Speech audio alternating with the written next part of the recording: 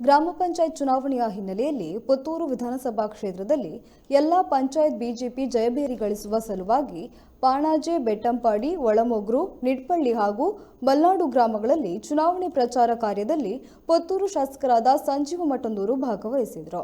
ಈ ಸಂದರ್ಭದಲ್ಲಿ ಜಿಲ್ಲಾ ಪಂಚಾಯತ್ ಅಧ್ಯಕ್ಷೆ ಶ್ರೀಮತಿ ಮೀನಾಕ್ಷಿ ಶಾಂತಿಗೋಡು, ಪುತ್ತೂರು ಬಿಜೆಪಿ ಗ್ರಾಮಾಂತರ ಮಂಡಳ ಅಧ್ಯಕ್ಷರಾದ ಸಾಜಾ ರಾಧಾಕೃಷ್ಣ ಆಳ್ವ, ಹಿಂದುಳಿದ ವರ್ಗಗಳ ಮೋರ್ಚಾ ಜಿಲ್ಲಾಧ್ಯಕ್ಷರಾದ ಆರ್ಸಿ ನಾರಾಯಣ, ಪ್ರಧಾನ ಕಾರ್ಯದರ್ಶಿಗಳಾದ ನಿತೀಶ್ ಕುಮಾರ್, ಶಾಂತಿವನ, ತಾಲೂಕು ಪಂಚಾಯತ್ ಸದಸ್ಯರು, ಬಿಜೆಪಿ ಪ್ರಮುಖರು, ಗ್ರಾಮದ ಪ್ರಮುಖರು ಹಾಗೂ ಕಾರ್ಯಕರ್ತರು ಉಪಸ್ಥಿತರಿದ್ದರು.